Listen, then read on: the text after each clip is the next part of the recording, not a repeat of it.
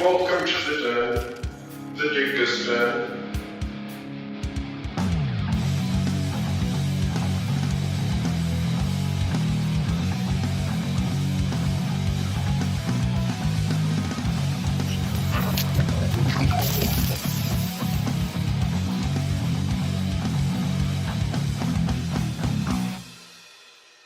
Welcome to the Dingus Den for another episode of the Comic Club, where in this episode we are going to be discussing the 5-issue main series of Flashpoint.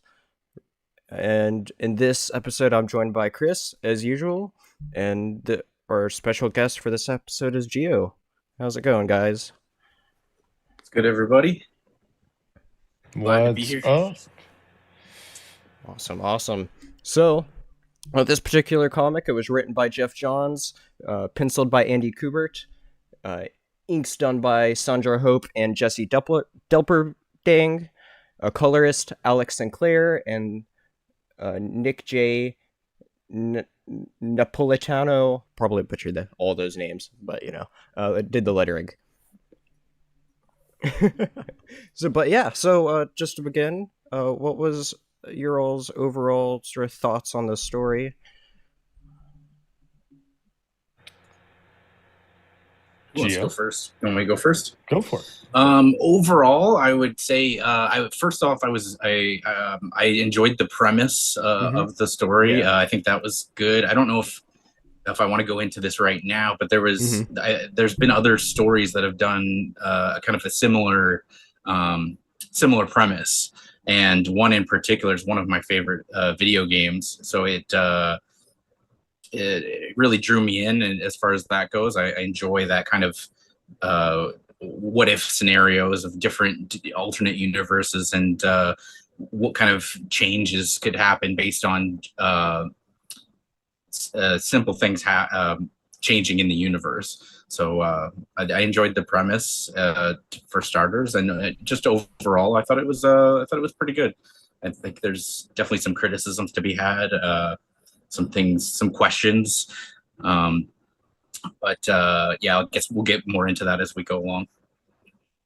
Definitely. As far as like stories that compare to this one, the number one story that I hear people compare this to is one that Marvel did first, back in I want to say 2005, around there, called House of M. Yes. Mm-hmm. And in my opinion, I actually prefer this one a bit over House of M. But yeah, Chris, what did you think? I love the. It's like confusion and chaos, but like all around, and then you have in this little bubble you have the Flash, and it's just this cool ripple of stories. It is. It really is. It's a lot of stuff going on. I feel like overall it's able to manage it well, and there's just a lot going on with it, as we'll get into here in just a moment. And it's a really cool take on the alternate reality, because I feel like for a lot of stories, it's harder for me to care for the reality presented. And so I think that's a big reason why I don't care for House of M, for example, as much, is because that alternate reality I can't get into as much as I do this one. Mm-hmm. And so, and there's a lot of cool differences with this alternate reality that we're about to delve into. That's really cool. And then there's so many different tie-ins, none of them that we're specifically covering, but this event has so many tie-ins that it's just crazy. Another thing I think that's worth mentioning as well, and a lot of this stuff, it's tough to know when to bring this up, but I will say that there's a lot of, well, maybe not a lot, but there's a few themes and metaphors in the story that I think are worth acknowledging, and I think that's kind of speaks to the direction they took with writing the story. So Absolutely. I did enjoy that as well. Yeah, Jeff Johns knew what he was doing with this story for sure. He also wrote Flash Rebirth, and then that led into a 12-issue Flash series, and then that Flash series, the last 5 issues of that, is what led into this series. And so I did actually read those last 5 issues of that series that led into this. I will say that I don't really felt like it really like lent it anything as far as like, oh my gosh, you need to really read this. It literally ended with like Reverse Flash saying, "Oh, I'm gonna change everything now," with the whole and summoning down a big like red bolt or something like that, or lightning strike. But it's like, well, that's not exactly what caused this, and we'll find out what does, at the end here. But yeah, I feel like it's very misleading. Like, it's obviously, yeah, he's behind it all, but it's not. That's not what causes this. And so, but yeah. Any other thoughts before we go into the first issue? Yeah, I guess now would probably be just trying to piece together some of what I have with my notes here. But I guess I can probably go into the this similarities. Like the first story that this reminded me of was the game Chrono Cross for PlayStation. Oh, nice. And if for anybody who's not familiar, essentially it's a game about where you go into an alternate universe, and in that alternate universe, your character that his name is Serge. It turns out that he in this alternate universe he passed away when he was a child, and you basically see all the differences in the universe, all the kind of chaos theory that changes the world based on that one single event, and that's what it reminded me of. Immediately. Now, obviously, there's a lot of differences in those stories. They're not, but that's just the first thing that came to mind. And because that's one of my favorite, I'd say it's my favorite video game. But because of that, I think it helped me get into the story a bit more. And that's cool. Yeah, so that's something that I noticed immediately. That's very cool. Not a story I'm familiar with, but that's definitely a unique perspective. Not one that I've heard as far as it goes when talking about this story. But yeah, all right.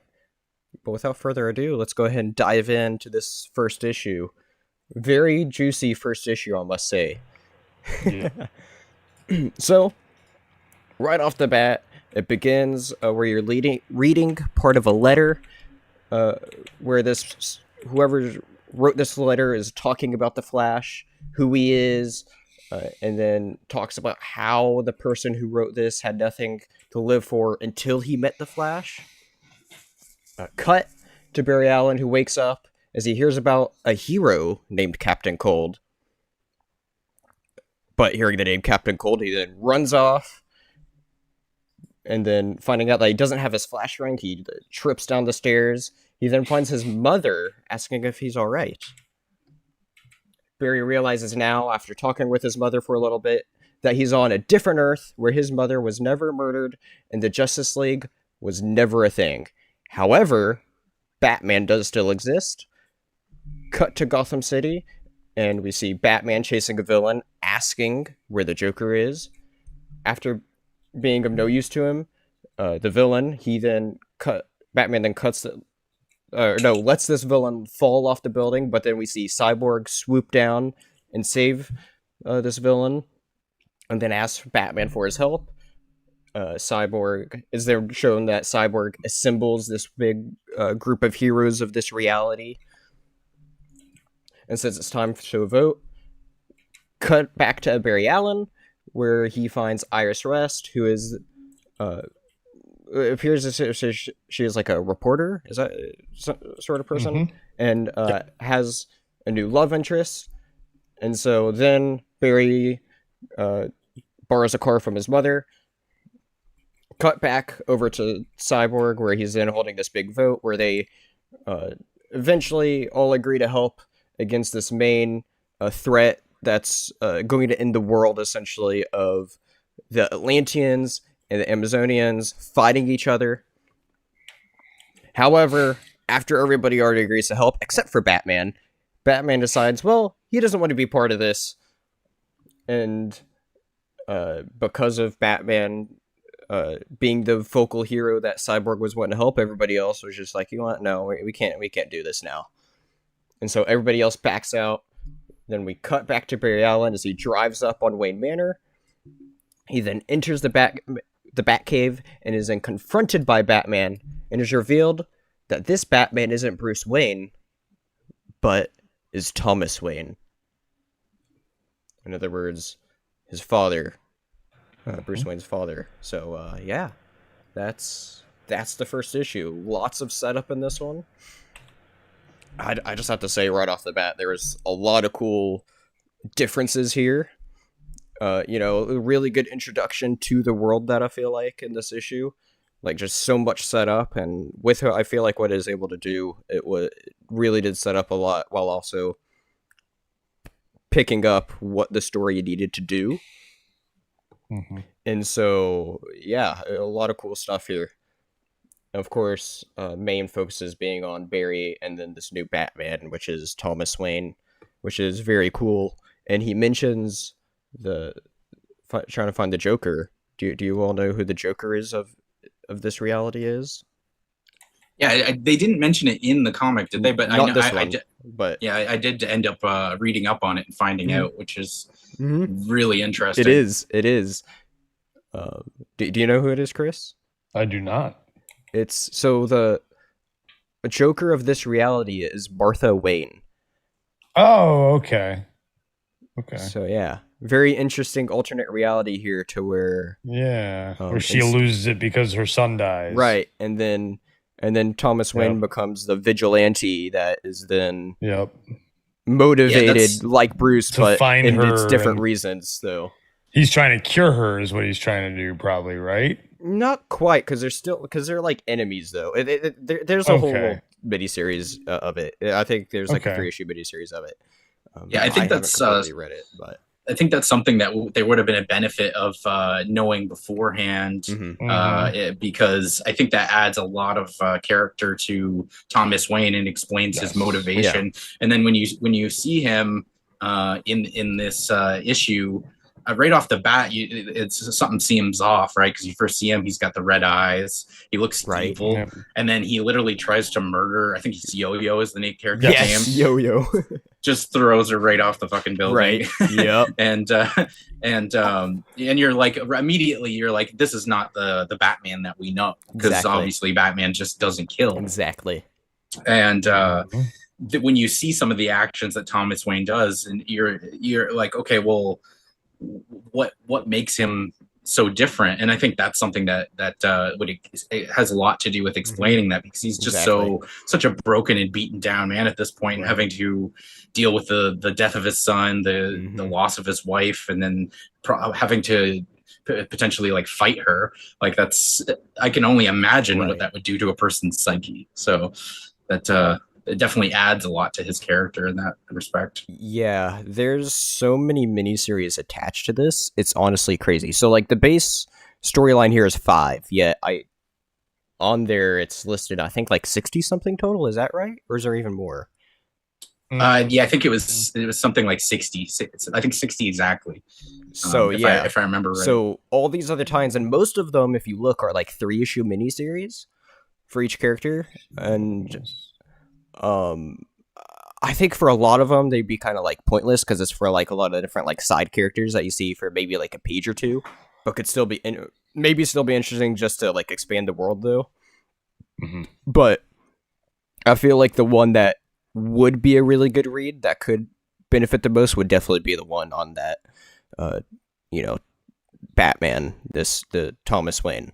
And so it would be interesting to go read that after reading this and knowing his whole character arc, which in this alone was a really good character arc.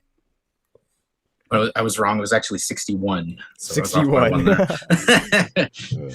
It's interesting. There's a companion too. Yeah, a lot of events sort of do like companions or little like guidebooks and such too. Yeah. But yeah, lots of stuff. I felt like for me though, when it comes to an event like this, the reason why I'm not, other than maybe a few character or a couple of characters here and there that are like standouts, like Batman, for example, in the story, but for a story like this, I feel like the spin-offs don't matter as much because it's an alternate reality that know it's these 5 issues and it's over. Well, not entirely because they bring it back later on, but not we're not talking about that. But yeah, at the time nobody was aware of that. Exactly. I really like how they do Shazam in this alternate. Oh yes. World. It's Captain Thunder, and it's all of them like combined into one. Yes. That was I'd say the biggest thing I cut out or just didn't list here, just because it was all part of that summary of showing all these different heroes that group up. But at the end, did they show them in the first issue? Yes, they did. Captain Thunder got summoned for a moment, and he was like, and you see a scar across his face, and he's like, "Oh yeah, I need to get revenge on." I think it was Wonder Woman, is what he said. Yes, and so yeah, I remember now. Yeah, you looked really cool. Yeah, he did. Absolutely. He had like the scar across his face, right? Like 3 slashes. Yes. Yep. Very cool. Yeah, sure. There's a few things about the first episode I noticed. The first issue. I think on the very first page, or maybe not. They establish in Barry Allen's character his willingness to want to help and make a difference. And he says, "Mom, if it was me, I'd stop and help." And she's like, "Oh, I know you would, Barry." And so they just lay the groundwork immediately for his character as a person and what he likes to do. And there's some foreshadowing. Oh yeah, for sure. If I can see if I can pull up this. Here it is. To break off of what you were saying there with his mother, though, like that was such a really good heartfelt moment, though, because if you're a Flash fan, you know that the whole thing with Barry Allen is he lost his mother, and so seeing her back was just such a very special moment. And when you read through it, it's really special because this is him being able to talk to like his actual mother in a way. Because because the thing about this is that it's not technically an alternate Earth; it's an alternate reality of the Earth that the heroes are on. Yes, yeah, there's a difference there, and I think that's an important distinction to make. Because I felt like if it was an alternate Earth, that moment wouldn't have been so heartfelt. And they even mention that later on in the series, like though this isn't an alternate universe, this isn't a different dimension. This is the reality that we're in. If it was the Barry from the reality we know in an alternate Earth, it would still be that heartfelt moment. But there would also be another Barry, though. I don't. I think it could still be heartfelt, but I don't think it would have been as powerful. Yeah, but then, like Chris said, then you have those other things you have to explain. Like you have to deal with the whole other Barry, and it's like, oh god. Very so there's multiple reasons why they probably did that.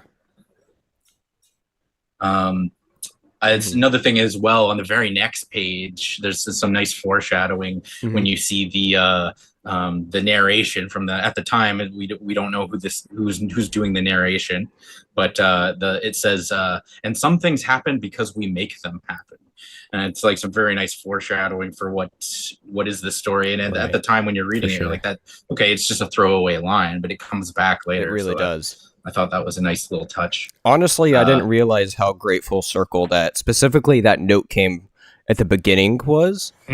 Yes. And that's something that I really honestly appreciated more when writing my recap. I then reread that whole beginning bit, and I'm like, oh, that's the note. It's a great way. Right, that's the note. Find out later. Yep. And so, but yeah, it's really great.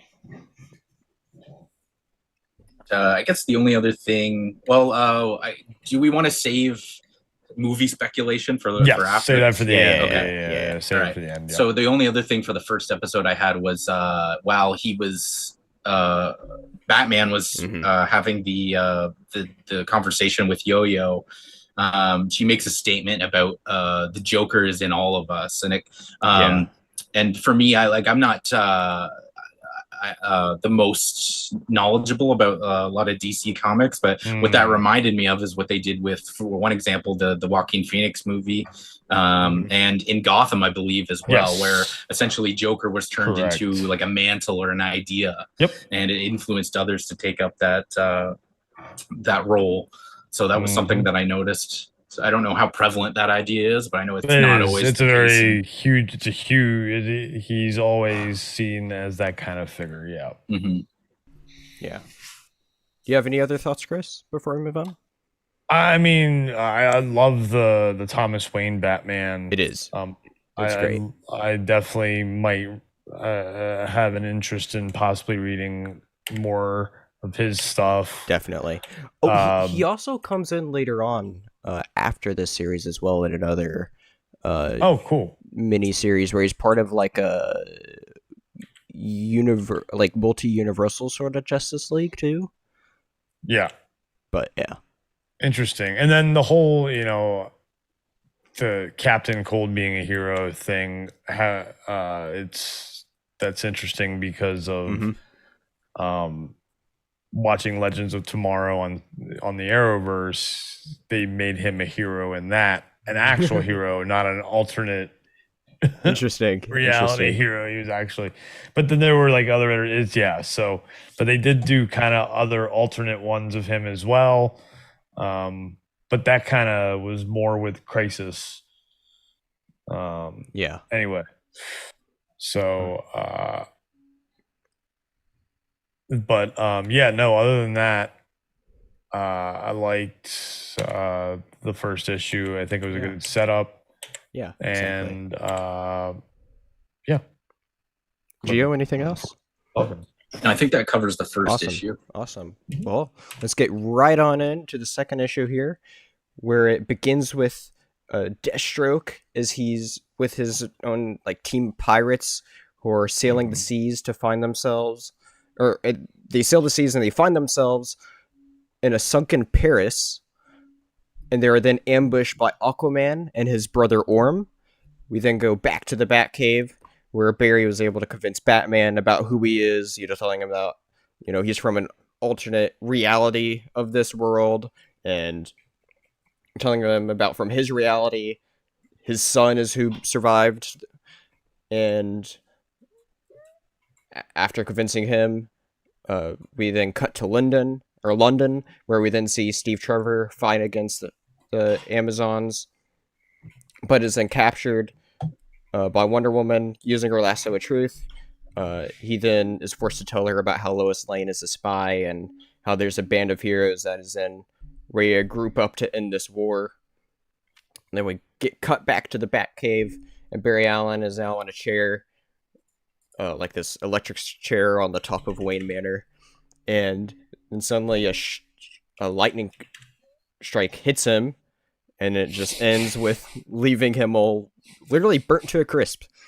And that's issue 2. That is issue 2. I want to say that right off the bat. It's interesting to where we saw little glimpses of both the Atlanteans and the Amazonians. So we got to actually see little glimpses of both of the sides of this war that they're setting up here. And what I liked about the beginning, though, was not only just seeing Deathstroke, because he's always, badass whenever you see him. I liked seeing that, if you notice, in his band of pirates here, that there's a Clayface. I think he's on the steering wheel of the ship.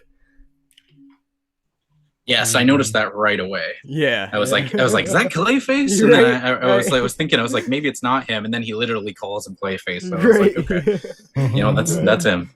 Right.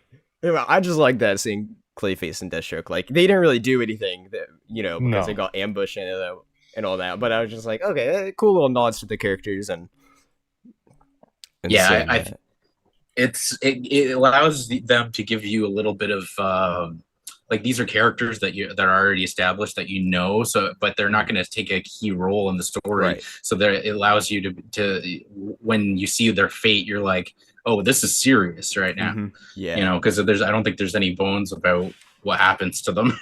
Right.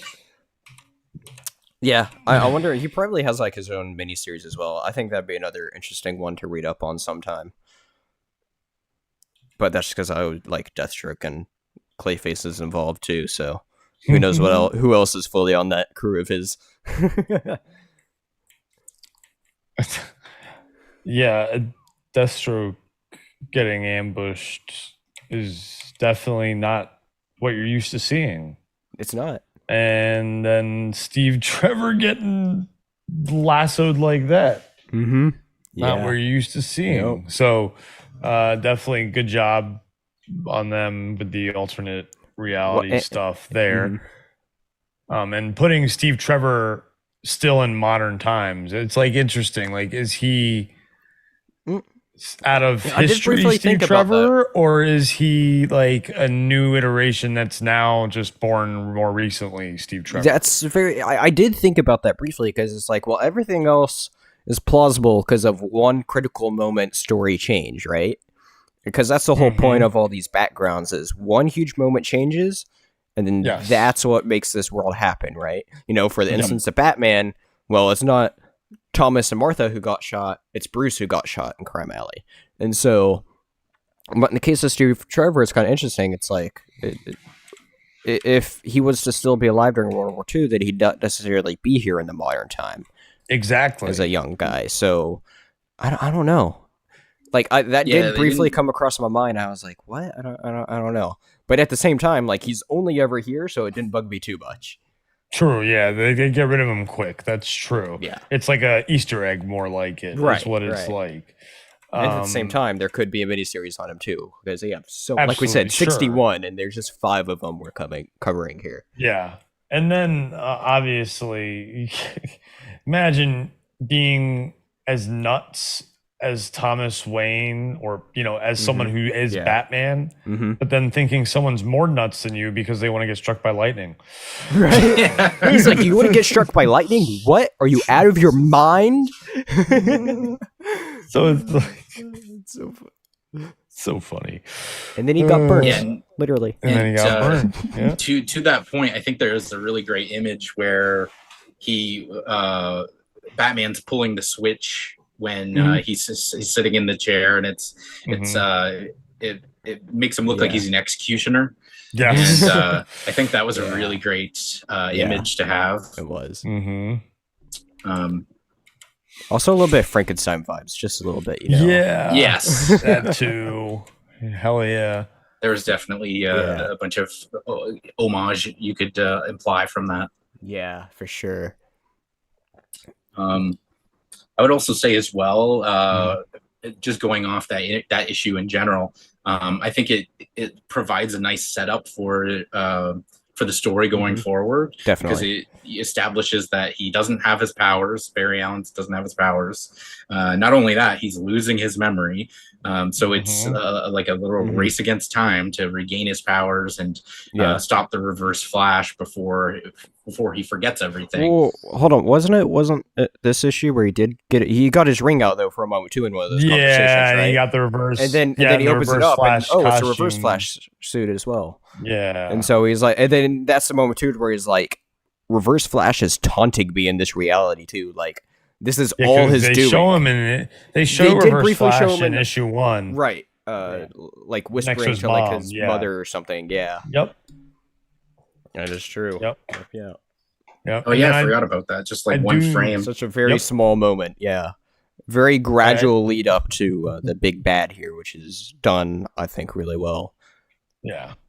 I also like this issue. I don't know about the paper issue, but at the end of this issue there's a map of all the different occupied territories. Yes, I enjoyed looking at that. And so it shows you like who, like Brazil is Nazi occupied, Africa is guerrilla controlled, Amazon Atlantean war zone, New Themyscira, like it's all shows the Black Adam protectorate, India is outsider controlled.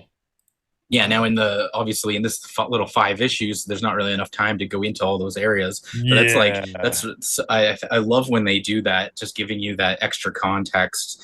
It's like reminds me of like going all the way back to Tolkien, right, with Lord of the Rings, where you could see, you could put in your head how far the distance was that they had to travel to get to this location and stuff like that. Yep. So yeah, always love when they do that. It's interesting because you see a lot of different areas here that's not even listed at all, or not listed, but like just not shown at all. Right? Yeah, they don't even talk about them. Like Alaska, land of the undead, never touched on. It's like, and what does that mean? Or the other thing, Republic of Japan, tornado protected. So like red tornado, red and white tornado. Is this we're not talking about Japan? They got a tornado covering them, so all right, we ain't going there. Interesting. This might have been at the end of the trade. I don't remember. I'd have to look afterwards because this like does look familiar. Or it may have been something I saw like afterwards because I don't think they put it at the end of the issue, but I think it may have been at the very end because what they do for a lot of trades is they do a lot of variant art at the very end, right after all the issues, and so that might have been there because this looks like something I may have glossed over at the very end, right after I read the issue or read the whole series. But yeah, nice. But yeah, as far as issue 2 goes, I just felt like it was just just another part of setup, not. It showed, the main plot advancement of Barry and Batman more. And then just the little glimpses of Atlanteans and the Amazonians. Yeah. My mind was blanking there. But we forgot to mention as well about Lois Lane. I said that in the... Did you bring her up? I did in the first issue and the second issue? I didn't say it in the first. I didn't say it in the first one. Okay, but she was briefly mentioned by Iris in the first issue. Yes. So, but yeah, they do gradual little lead ups, like nice little pieces of world building, and that we see. Which is with cool. Lois, like Steve's trying to get to reach Lois. Yeah, I kind of assumed she would have a different role in this story because of how she was brought up. She didn't really have that large of a role in this because at the point where they were using the lasso of truth on Steve Trevor, I'm like, why don't they ask him like what she looks like or something, something like that. But it's like, but they don't end up finding her anyway, so it's kind of irrelevant. But these are just the questions that you have while you're in the moment of reading it. Exactly. I think that's about it really for 2. Yeah, for 2. Yep. Oh yeah, I guess the only thing I didn't mention was just I guess it goes back to what I was saying about the setup of the story. The fact that not only does he have the no powers, his only ally at this point is an aged Thomas Wayne, and he has to potentially fight the Justice League. So it kind of sets up the stakes pretty high of what the challenge he's going to have pulling us off. So I like that.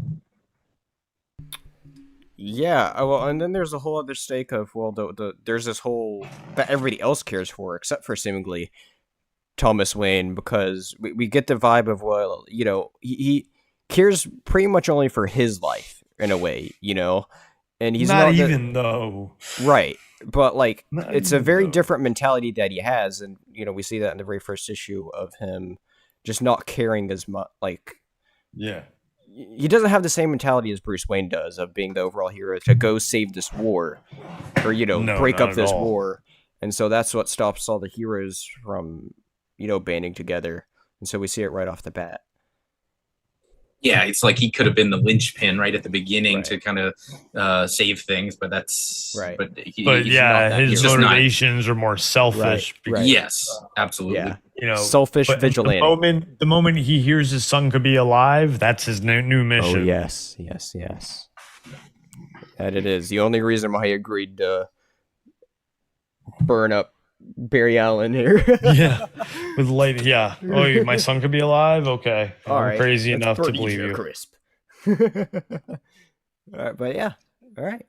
Well, let's get right on into the third issue then. All right. It begins with Cyborg learning that his mission just failed, and now that the U.S. military is now leading the assault to stop this big war. We then cut to see a bandaged Barry Allen who starts having his memories replaced with new memories of this reality. and then he demands to go back to the chair. He wants to get struck by another bolt of lightning. And so Batman starts helping him to the roof. But then before they even reach the chair, Barry gets struck by lightning. And we see Batman fall off the roof. But then Barry rushes down back with his powers and saves him.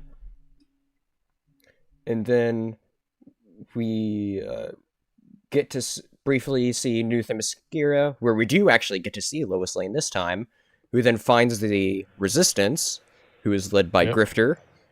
Yeah. Cut back to the Batcave. Barry then quickly makes a new Flash suit, and he tells Batman about somebody known as Superman, name that nobody on this world knows.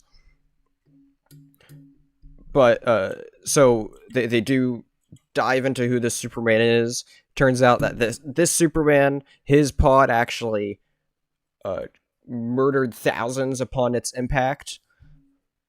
And so Superman is actually in a heavily guarded facility now underneath Metropolis. So Batman and Flash then go recruit the help of Cyborg to go help break out this Superman. So the trio then goes to break out Superman. They successfully break in, and they find a very skinny Superman who's never seen the light of day. And so then, after finding him, they then break him out. But upon their escape, Superman flies off, leaving this trio of heroes with a lot of guards pointing guns at them and ready to fire. And that's where this issue ends.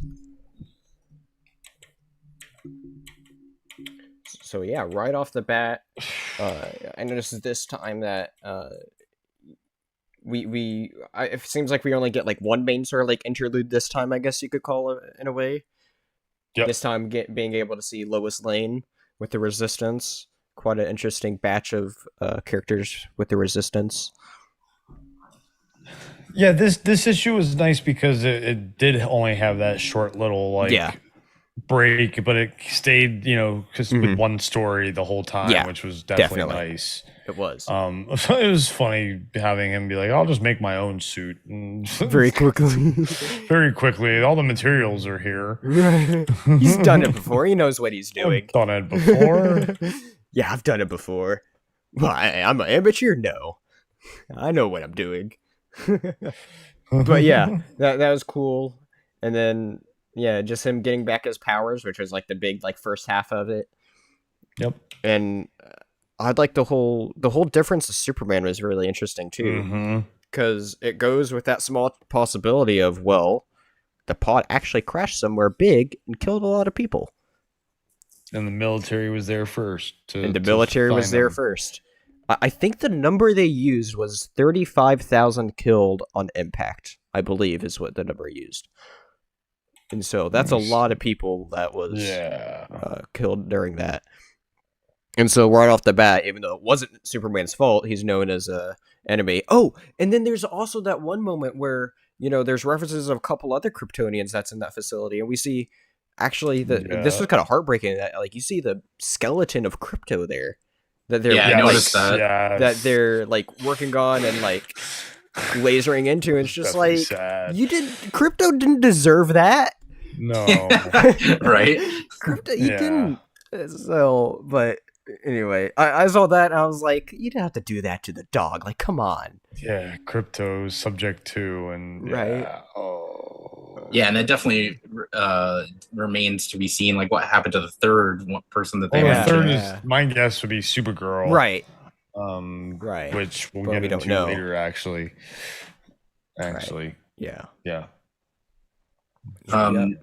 So I guess notes that I had on this one, I thought that they pushed further on his fight to retain his past memories, and that hits really hard because I think it's a terrifying prospect to lose your memories. I think while on one hand there's different schools of thought about how important memory is to your person, but in a lot of ways it's you can understand how that would feel of having to lose essentially everything of who you are as a person. So I really felt that reading this. In terms of the Reverse Flash uniform, that part confused me a little bit. I think because one, it's like, why exactly did he have that? Because his thought on it is that it was put there by Reverse Flash to taunt him, but it's like I don't. It kind of confused me a little bit. I didn't quite get it. And I did have the thought though that I was like, it would almost be kind of cool if he was forced to use that uniform and put on because then he would have all these negative emotions behind it, and it could be like a cool metaphor for him kind of being his own worst enemy. Because I think that kind of ties into how the story goes later. And then maybe they could have had like a scene where he got mistaken for him by someone that they met, or what, But that was just a thought that I had anyway. Well, the problem is there's no speedsters on this world. That's one good of the things. Yeah, they wouldn't have been aware of anything. Yeah, they wouldn't have been aware of Reverse Flash or Flash. So to him, it was just he's so disgusted by that suit. Yeah, so disgusted by it, and I think it's there because I think the Reverse Flash did put it there. Honestly, I think because he's taunting with him the whole run. Since the first, I could be mistaken too, but like it felt like the ring just sort of like appeared out of nowhere. Yeah, and well, so my ring! Wow, look at that. He was looking for his ring when at the beginning, right? And he couldn't find it, and that's why he fell and bumped his head. Exactly. So that would make a lot of sense. And we've seen one, like you mentioned in the first issue, there's that brief moment where you see Reverse Flash just barely in the background. And then he also makes a comment, I think it's in this issue, where he says he's all paranoid and he's saying to Bruce, he could be here watching us right now. It could be moving so fast. Yep. You don't know. So that adds a little bit of like a fear element. Definitely. Really don't know what he's capable of, what he's already done, what his plan is. You don't know anything. It's all mystery at this point. I guess oh yeah, sorry. No, go ahead. I was just going to say there was one other thought that I had about this issue, which was, this is just, I don't know, maybe nitpicking, but I thought it was when they mentioned Superman and he says that they're so confident that he's going to help them because they say that essentially Superman's inherently good no matter who he's raised by. And I thought that was a little weird because they're saying like, and I get that Superman is always kind of viewed that way in the comics as a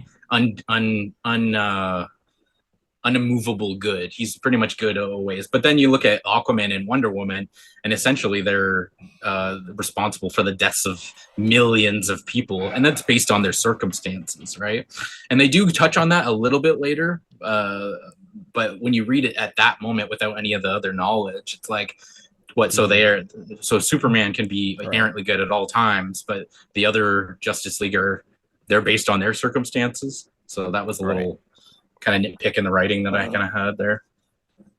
Well, I think that that to me, Superman's always the symbol of hope. I think that's that's the point, is that no matter what, he's always the symbol for hope. The other ones aren't necessarily, but the Superman always the symbol of hope, no matter what. And I think that was kind of the point he was trying to make. That's why he knew, in his heart that he'd help because he's, because of that. That makes sense. Yeah. Yeah. A point you brought up that that's great is the whole like memories that's being replaced. Like that's such a great way to add even more stakes to this. Because I feel like there's stakes on now like almost every level.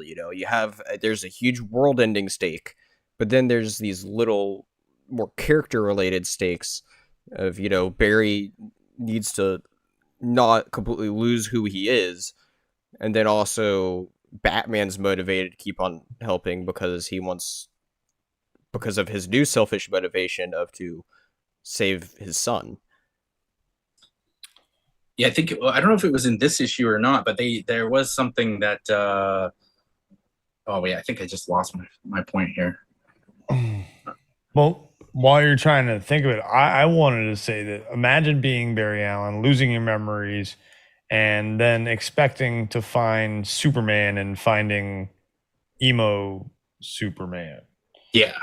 or agoraphobic Superman, you know. So Yeah. like that just compound. And there, you know, I wonder if, you know, in that moment it was like, because the look on his face is like, oh my gosh, Mhm. what the, who is that, essentially, on Right. Barry Allen's face, is if he's losing hope as well. So you Yeah. add that on top of losing memories, you're also losing hope. Yeah. So, Um, which I can relate to.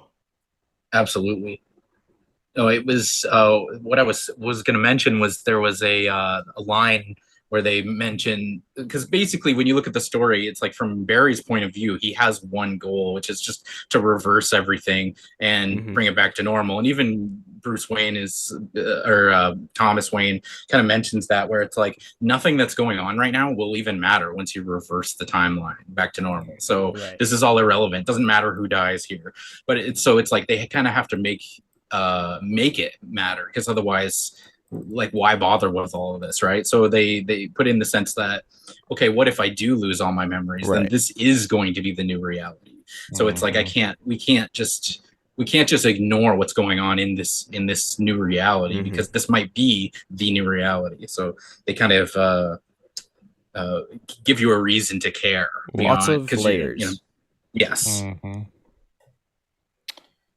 Yeah.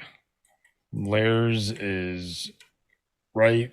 I think it really shows the resilience of Barry Allen, though, as a character. And that's the kind of character he's always supposed to be, you know, that healing factor. Oh yeah. So not just his body, but his mind as well. So I think any other character, you wouldn't have as much faith in surviving this, I think, as someone like the Flash, because of how much his mind can heal. Yeah. Faster than anybody, even Superman, I believe. Am I wrong on that? His healing factor is faster, right? I'm not completely sure, but that's just because I don't honestly read a lot of Flash stuff. So Okay. Regardless, they establish that he has the high healing factor in Yes. this, Yeah. recovering from the absurd amount of burns that he got very quickly. Yeah. Very I true. think it just reminded me too of what I mentioned about the first issue, about how they establish in his character that he's there he wants to help, he wants to be the good person. So it makes sense as well that he's not going to turn down a chance to save lives, even if he doesn't directly benefit from it. Yeah, and again, you go back to the layers of him then, because he's not only is he worrying about others, he's also trying to juggle worrying about himself, worrying about Thomas Wayne, and worrying about the world. It's like layers. That's like the biggest layers, and Flash is always known to hold the weight of the world on his shoulders, like many of the other heroes on DC. It's always, DC, as we know, is always that darker, impending doom stories compared to Marvel. I feel like, where you have to hold the heroes in a higher light, because in Marvel, there's a lot of silly side story, goofy story. Big events are more colorful, and all these ones, you definitely more emotional. We saw that we've seen that in the films, but you definitely see that in reading the comics too. The more serious themes are more obvious. Like Marvel does them more underlying, I feel like. Yeah, I could definitely see where you're coming from there. And then this issue really, showing Barry Allen's layers, going back and using that word again. This is the layers episode, guys.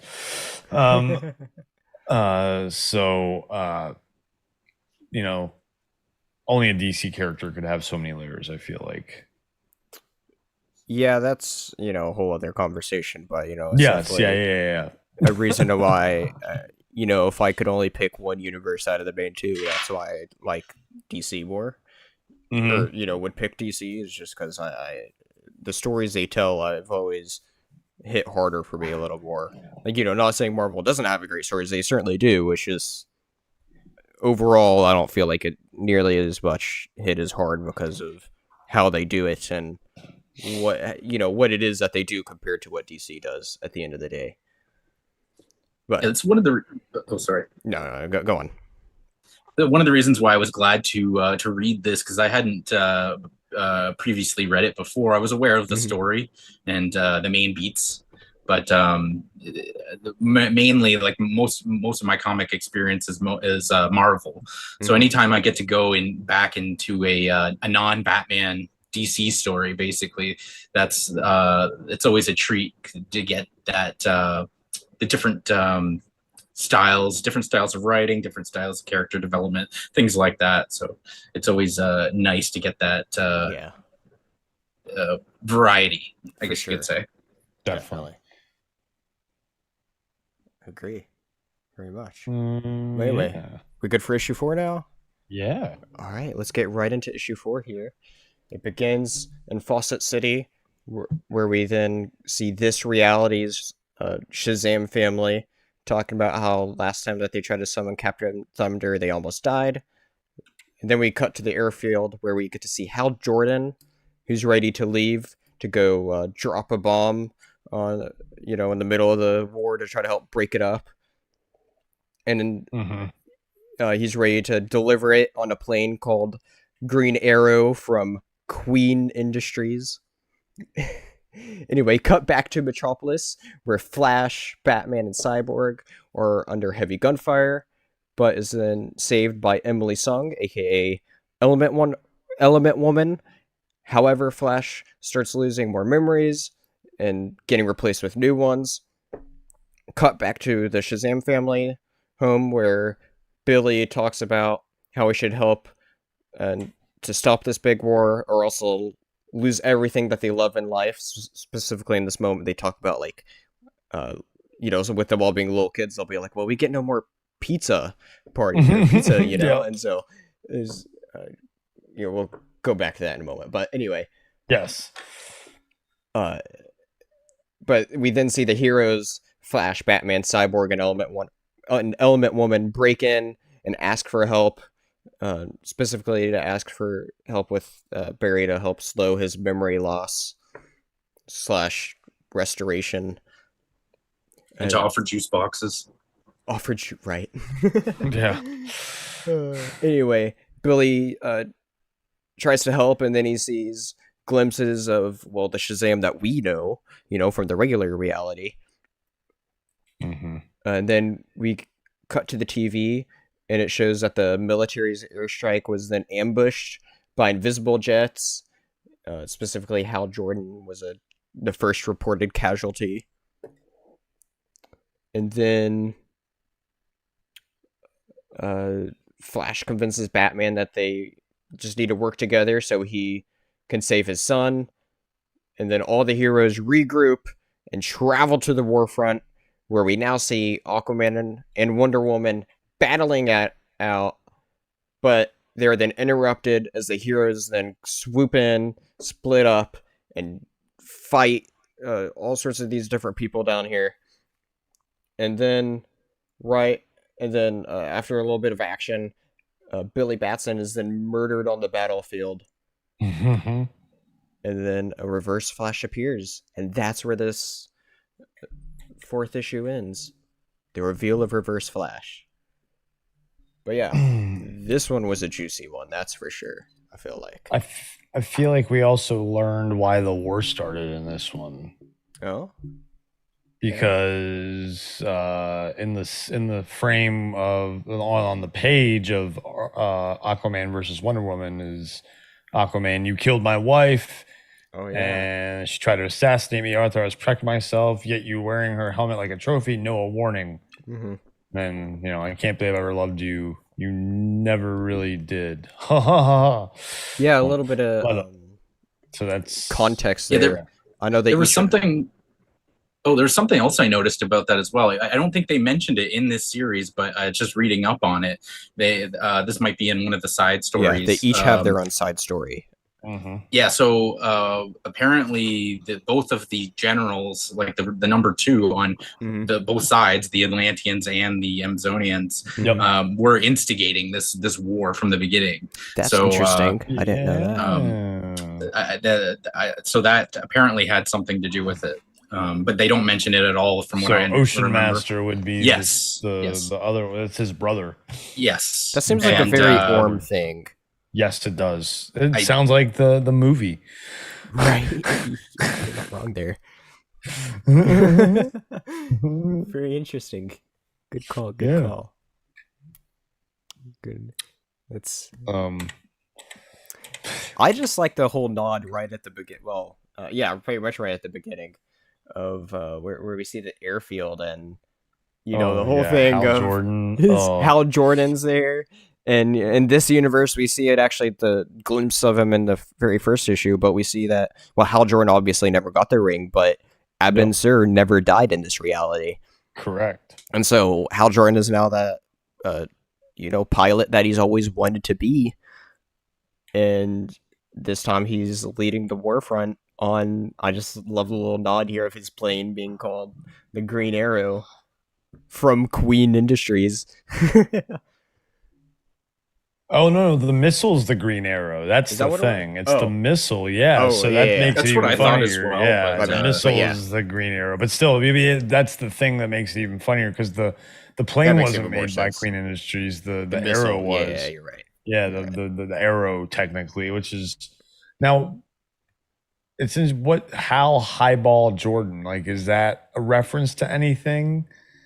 Like was that always his call sign name and like his pilot name before he became a Lantern? I know it's interesting though. So I own I want to say 2 of these first Flashpoint tie-ins. Okay. And one of them I own is the first issue of I don't remember anything about it because it's a long time ago when I read it. But it's the first issue of the tie-in where it's on this Hal Jordan.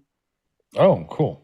And I don't know. I just remember it being a very slow story, and it wasn't that entertaining because it's just. He's not a superhero, exactly. Yeah, exactly. It's Hal Jordan brushes his teeth, gets a cup of coffee. But I don't know. Maybe I'd have a bigger appreciation for it. That's what happens when the writer strike's going on. Oh man. Yeah. Yeah, and then the whole thing with using the lightning to slow the memories. It's you just want to keep striking with lightning, huh? Just keep striking with lightning. That's kind of like the go-to, right? Yeah, let's just strike it with lightning. It's gotta work. And then you want to talk about the No More Pizza thing? I thought that was such a good moment to. All the kids, and it was a way for Billy to be I feel like all the other kids kind of had this mentality of oh, we're home, we're safe, they enjoy life as kids do, and then Billy's there, he's like, no, if we don't stop this, we're not going to get these things we enjoy, and specifically bringing up the pizza, and I felt like it was such a good way to just bring it full circle for him to be like, oh yeah, this is such an important thing to really help bring them on board, and then all the heroes crash in. Even more reason to. It was nice that they gave some context for that, because you wonder, you're like, well, why exactly is Shazam not helping out in this situation? Yeah. And they mentioned that that they almost died the last time they tried to fight Wonder Woman, I believe. And it's it makes a lot of sense that if you're a kid and you come close to death, even if you have those superpowers, you're still going to be hesitant to want to do that again. And it's only the only reason that they finally decide to go into it is when they realize to not be selfish about it and think about the all the lives that they'd be saving and the future that they have to look forward to if they help. So that was nice. Yeah, definitely. Definitely a very nice little moment for sure. Yeah. Which is, he quickly gets ruined. Very quickly, yes. Yeah. Very quickly By gets ruined. Yes. By the Thor humans. getting basically blasted in by Right. Cyborg. Right. Oh no, kicked in by Batman. That's right. It was kicked in by Batman. Yeah. It was kicked in by Batman. And yeah. And they just kind of plop Barry on the couch. Yep. And not only did we see the Shazam, we saw Black Adam as well. Because Shazam's fighting Black Adam in the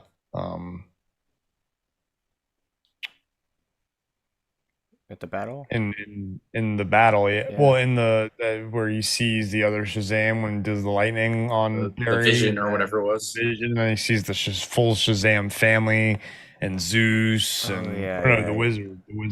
Yeah, the wizard. Yeah, the wizard. Yeah, that's right.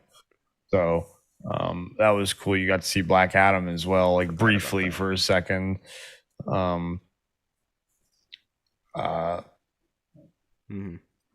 And then, yeah,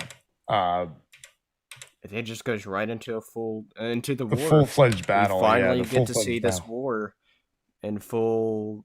Them ready to cut each other's heads off there.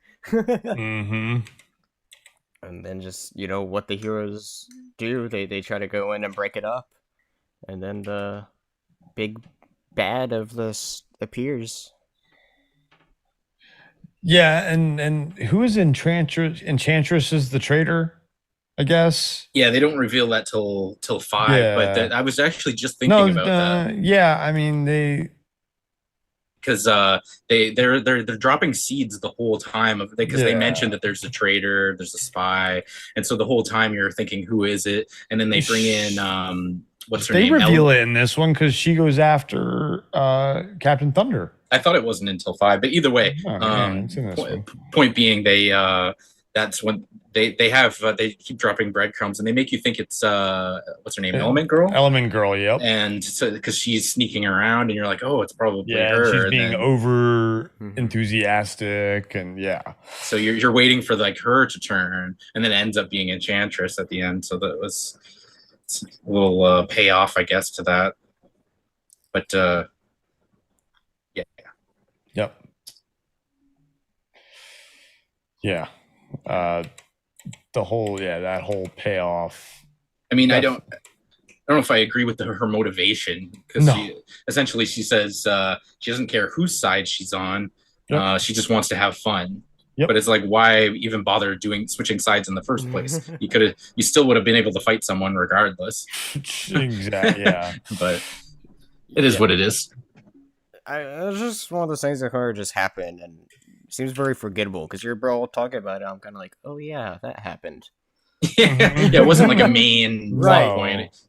Right. Well, but the thing is, to Barry, it isn't important, but to that world, it is. So if you're someone who's read all the lead ups and everything, you are connected. You are the payoff is that, Sure. So I understand, including it in this because, you're about to end this reality for now. Yeah, and that's definitely where there would have been a benefit if I would have been able to read all that stuff first going into this. So that's definitely, bear that in mind, anybody who's listening. Nope. Context is important. Always. Yeah. So all right. Any other thoughts on issue 4? On to the finale. On to the last one here. Issue 5. Flash and Reverse Flash then start their epic showdown. Reverse Flash reveals that it was Barry who caused this reality due to him stopping him to when he goes to go kill Barry's mother. Barry then remembers, memories just start flooding back to him, and out of pure rage, he starts trying to beat up Reverse Flash. Batman then enters and starts tag teaming him, and so they're having this whole epic fight, Batman and Flash versus Reverse Flash. And then it gets to a point where Reverse Flash knocks down Barry, and then Batman commits this killing blow on Reverse Flash with a sword through his chest. However, Reverse Flash is taken care of, but there's still the big war going on between the Atlanteans and the Amazonians. And so, with the war still going on, we then see the Resistance enter the battle. And then shortly after that, Superman joins the battle, but all is too late as the Atlanteans plan to destroy the Earth through like all these different like sinkholes, I think it was. Then it is almost all finished and starts I think it's about to start breaking the world, I think, or is just starting to, or something like that. And so Barry then Batman then hands Barry a letter. Barry then runs off, talks with his mother, and we have this whole conversation, and honestly, like, really heartfelt here.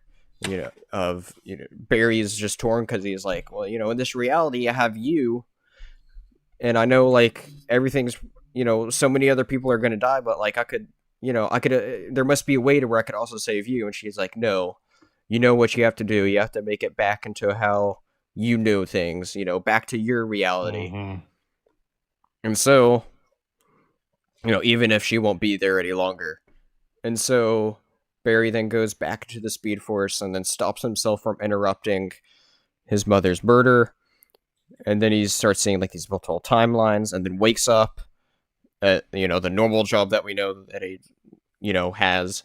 We then cut to see Barry at the Batcave, who tells the Batman that we know now, Bruce Wayne, about the events of this Flashpoint that we just read, and then gives him the letter that was from Thomas Wayne. And we see Batman, Bruce Wayne, read this letter, and it just leaves him in absolute tears, and it ends with him telling Barry, thank you. And that goes all full circle, that being the letter at the very beginning that we were talking about. And just such a very powerful moment here of like, you rarely ever see Batman this emotional. And so the fact that you could tell, this is from your father, it's such a great moment. But also, just so much here to begin with. It begins right off the bat with a huge fight. Reverse Flash and Flash battling it out. And Flash. I mean, just such a great highlight of, while it's brief in this issue, because it's the final one. It's only like a third of it. It's such a great highlight though on Reverse Flash, because it's like you see his whole plan come through, but then Barry puts a stop to it in classic Flash fashion. But then where his plan fails is Reverse Flash wasn't expecting anybody else to be in that battle. And so it was such a great, because I remember specifically in that battle, there's that whole thing to where Flash was never allowed, no, Reverse Flash was never allowed to kill Flash, but now it's reversed in this situation. Yes. And so that's why it's important to where the fact of where Batman gave him the killing blow, and that's where his plan falters. Obviously, because death. So what was the reason that Flash couldn't kill Reverse Flash though? Yeah, I don't remember the exact reasoning, but it's something. What was it? Well, no. It's not that Flash couldn't kill Reverse Flash. It's that Reverse Flash could now kill Flash. Yes. And still exist. Yes. Well, I thought there was still some reason to where he was like, well, you can't kill me though, Barry, or something. I thought there's some sort of, I don't know. I'd have to go back. If there was, I didn't see it. I don't know.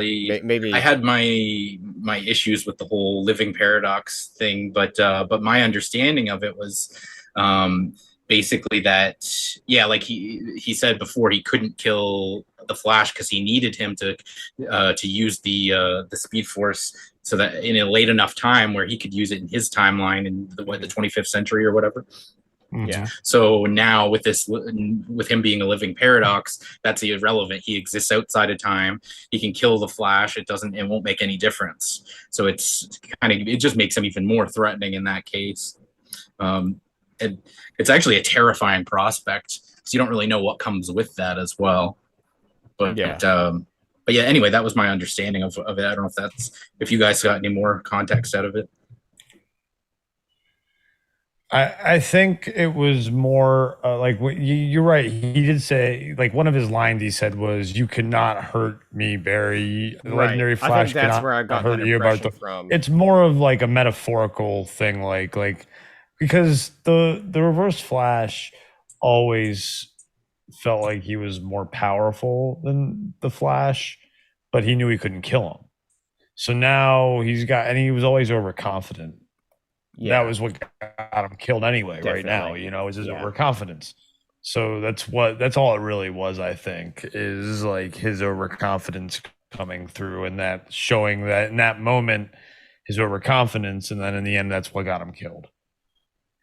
I'm glad you said that, actually, because that I think that kind of answers one of the questions that I had about that. It was just the entire idea of the living paradox just didn't make any sense to me, because I was like, he says, I can kill you in your mother's womb, or I can kill you this very second. Yeah. And it's like, okay, so if you don't need Flash to be alive anymore, why would you even give him the chance to come back and kill you? There was a point where, like he said, you could kill him when he's a baby, you could kill him before he's born, you could kill him before he got his powers back. There's so many different times where you could just avoid all of this happening. But if that kind of makes sense with what you're saying of him. Yes, exactly. Because it's like that's like 4 different mistakes that he's made all in a row, that all are leading him to his demise. That's the character of Reverse Flash. He created speed out of, artificially, essentially. Not artificially, but he was able to harness the negative speed force. And so he thinks he's a god. Instead of, like, Barry knows he's an avatar for a god. What's also really great Vaughn about thinks he is the god. What's also really great about the character of Reverse Flash is, you see a bit of his motivation in actually the prequel that goes before this, is because before this Flashpoint, there's 5 issues. I mentioned this earlier. There's 5 issues of Flash that led into Flashpoint. The last 4 was like its own little Flash story arc, but then the one before all that was like issue 8 was you said that over Reverse Flash and his origin, and so you really got a bit of his motivation of why he was wanting to become what he is, and then the measures that he goes to do that is crazy too. And so it really helps to lend into the whole character of Reverse Flash. And I think I also liked the way Superman came in. It's just still the art style of these new and weird different characters is very cool. Like Captain Thunder, and the way they have Superman, and even Wonder Woman is very different because she's more of, we got the military general look rather than the warrior on the battlefield look. Aquaman looks the same. They didn't do much with Aquaman. I found it interesting that at the very end. Interesting. I found it interesting though too at the very end. It's like out of nowhere the gorillas come in as well. Yeah, that's true. For one tiny panel, you just see, kill them all. Wait, Grodd's here too? Yeah. Because I remember when they showed the map, they mentioned that they controlled I think it was part of Africa. Yep. And I was like, oh, I wonder if that's ever gonna come into the story. And then One tiny sure panel. enough. So, that was and great. then of course, Batman and Barry Allen, their interactions are always good. So I mean, they're the main 2 characters of this, and great characters in this whole story. So, yeah. And, I like the full circle of he wakes up in the same place that well, even just he essentially woke up in the first one. Oh yeah, that's a good point. I like that too. That's pretty good. Or even just before that, that whole conversation in between he and his mother is just another great conversation between them too. Mm-hmm. Yeah. And, I think they had a really nice emotional ending to it, and that not only tied to get things together with a good feeling at the end, and you want to feel content at the end of the story, but there was also a moral to it as well, and I think that's important. So yeah, I think they did a good job as far as that goes. I wouldn't have been mad if they had even added a page where before he goes to see Batman, he went to see Iris. I'm surprised they didn't have some sort of Iris thing in there at the end after. Yeah, they never came back to that. Wanting to see Iris, because Iris, I think, obviously in this reality they're together. Right. I mean, I think the whole point of it, in this alternate reality is, Iris doesn't know him at all. So, like, what point would there be? No, I'm saying at the end. Oh, at the very end. Okay, I got what you mean. Very end, when he's back to his regular reality. Got you. And he's missed Iris, It's, to me, very uncharacteristic of them to not have Flash go see Iris first. Well, I think that's a good point that you brought that up, because this plays into the whole thing of right before that happens. There's this whole big splash page we got of where there's this person talking. It says, because the history of heroes was shattered into 3 long ago, splintered to weaken your world for their impending arrival. You must all stand together. The timelines must become one again. You can help me fix that, Barry Allen, but at a cost. And as he's going back, this is actually shifting the whole universe.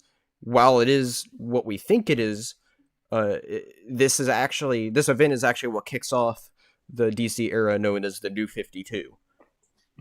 Yeah, I thought that was interesting, because they make you believe that at the end that everything's going back to normal, right? And which isn't the case. And you get that impression because Batman knows Flash, but in this version of the New 52, Batman whenever you read the New 52 Flash, he's actually not with Iris right away. Oh. It's kind of it kind of brings Flash overall back to not in year 1, but closer to a earlier version of him, I guess. Oh, very interesting. Okay. Interesting. So. Got it. Yeah. And the other thing too is, we're talking about the whole movie speculation. Mm-hmm. Obviously the whole movie overall plot of the upcoming Flash movie, or is probably out now by the time people are listening to this. Yep. So it's essentially Flashpoint overall, but from what I know or heard or the way that DC is making it seem like, I think is a better way to put it, is the characterization of Barry himself is more of the character from New 52 Flash. And that's why they put the emphasis on, anytime you watch the Flash trailers, you're read Flashpoint, and then you see New 52 Flash. Okay. Interesting. Well, let's I mean, obviously, I don't know if anyone has anything else really to talk about with issue 5. I say we go right into the movie stuff now, if no one does. Yeah, I agree.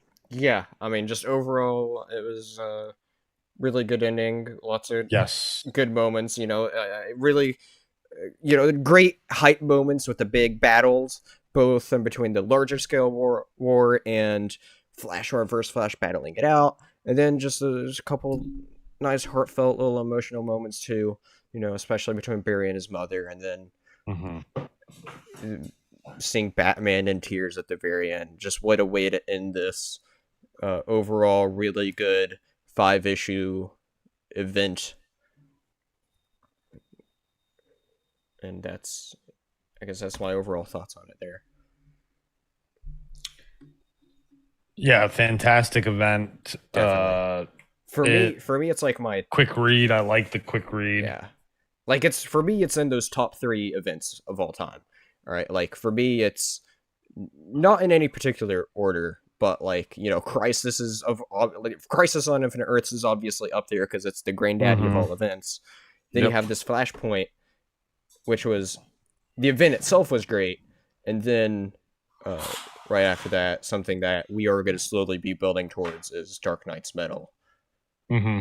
And so, but yeah, great event for sure. But you know, looking at it and then watching the movie trailer is very interesting because you can definitely see the similarities. You know, all i.e., sorts of things.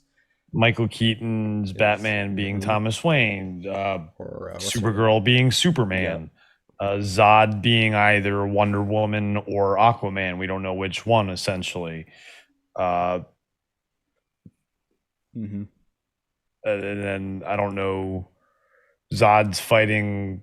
It's like Zod's basically Zod trying to take over Earth. It seems like Man of Steel plot, but without Superman. Yeah, but without Flash. Supergirl. It's instead Flash, Batman, and Supergirl. Supergirl, yeah. Which are we going to see any other superheroes?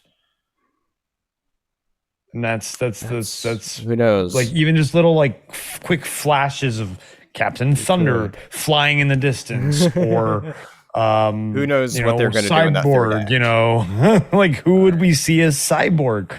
You know, if they had a Cyborg little cameo, you know, or are we going to see like a flash of like Steve Trevor or you know Wonder Woman, things like that? Like, what kind of like other cameos are we going to get in the movie? I think is very interesting to wonder. Yeah, absolutely. I think there'll definitely be some, but yeah, who they're going to be, it's because I think reading this definitely got me more excited for the movie. I'll say that. That's nice. But it just gave me a whole lot of questions because if you go off of what we've seen from the trailer, there's and from what we know, this is the movie is based off of the story, correct? So yeah, pretty much. So if that's the case, it's like, well, they're taking a lot of liberties with that, and it makes you wonder what changes they're going to make and how that's going to affect the story. Because there's a lot of questions I had. Like I think the first one, the most obvious is when you have Michael Keaton. The assumption is that he's Bruce Wayne, the Batman. Yes, he is. No, not Thomas Wayne. Yes, now, he is. The reason why it made sense in the comics is that Batman was older is because he was Thomas Wayne. He's literally a different person, right? And then, so it's like, why exactly does all of a sudden Bruce Wayne suddenly age like 20 years in the movie? You know, that doesn't make a whole lot of sense. Oh, because we've seen Ben Affleck in the trailer, so we know he's there. So, I mean, like, in terms of the age difference between Ben Affleck and Michael Keaton, right? I think the point is that you're going to an older reality of where, like, say the universes are parallel to where Keaton's Batman began in the year 89, for instance, versus Affleck's began much, like, sooner, you know? Mm-hmm. Well, yeah, I was just so... When Barry altered the timeline, he shifted the timeline as well, as probably what they're gonna do somehow. Like, they could say something like that. So, like, it changed who people are, you know, because things started sooner. That's true too. You know, maybe you're right. There's so many questions, and I mean, nothing but praise about the movie from so many people. I mean, what I've heard is the while it gets a lot of praise and people like it's really good, I still hear that while it tries to be Flashpoint, it doesn't hold a candle to the story. Sure, as hard as it tries, and it's still a really good Flash story, is what I hear. And so, I think, I'm just looking forward to seeing. While I feel like we know how overall the story is going to go, I feel like there's so many little things that we're just unsure on that is what's gonna keep the movie exciting for us, even though we know how it's going to end. I feel like they're definitely going in their own direction, so I don't think by any means, if you've read this, that you're gonna spoil the movie for yourself. There's gonna be plenty of surprises. But I think there's another big thing that I'm curious about how they're going to handle it in the movie as well, because if you reading the comic, one of the main points is the whole time Barry doesn't understand, he doesn't remember how this happened, right? He thinks that the Reverse Flash did all this, and then they eventually reveal, of course, that it was him, that he was the catalyst for all this in the first place. Now, if what you see from the trailers for the movie, it seems like they're going in a different direction, where like he seems to kind of, at least from this could turn out to not be the case, but just the impression that I got from the trailers was that he does know what he's doing, and he knows going in, he's like, I'm totally changing the past, and then once everything goes down, it appears like he still kind of has that memory of it. So I don't know if that's going to be what's happening, but that would add a lot of confusion. And then of course we've seen that there's the two Flashes. Which that's the big thing I was going to say, is that there's the two Flashes. So it's like this can't be necessarily alternate. This is like multiverse alternate timeline. I feel like is somehow how they're going to throw it in there or something. Where right. Because you can't have the two Barry Allens, obviously, otherwise as well. Because if it's an alternate timeline, there's only still going to be the one Barry Allen, and he is going back in time. And I think too that part where he's talking in the trailer, talking to Ben Affleck, I think is at the end. Right. I think rather than an alternate reality, it's more of a fact of. I think it's going to be more of a fact of universes merging. I feel like. Oh, okay. And that's why that's cool too. And that's sort of the impression I got, is because it's like I don't necessarily see them hopping around from what I see in the trailer, because it feels like they're still traveling around by normal earthly means, like bat. Yes. But you're seeing all these different instances of where you're having two Barry Allens together. You're having Keaton's Bat Mansion is there, or Wayne Manor is there, and they go off. They find this facility with Supergirl, and then they go off to Metropolis to where Man of Steel is going on. So there's all these different realities coming together here, is the impression that I get. Okay. And then I think that's, going to be the thing of where, stop it, and then the whole universe reset for James Gunn's DCU. Yeah, and I wonder if we'll see that big panel you were talking about, where the Something person like talking, that. who is probably the Speed Force, would be my guess. Something like that. I think something like that, or sure Gaia, or something sense. like that. Who probably Speed Force, because I think there's like a Speed Force like god or something. I could be wrong. Yes, there is. Okay, there is it the you mean in the 5th issue? Yes. Yeah. I know who that is. I have to. It's not Spectre. I can bring up the name. Just give me a sec here. I'll tell you. Yeah. Because I was reading up on this. It is. It's probably the Speed Force, would be my guess. That would be my number one. Pandora. It's Pandora. Pandora. I don't. Based on Pandora of Greek mythology. Oh, I don't. DC Comics. This is the person's first appearance too. Yes. Okay. Because they at the time, I don't know. They might not even had a name for her. Oh, she's one of the Fates. That's what she is. She's one of the Fates. I'm pretty sure she's one of the Fates.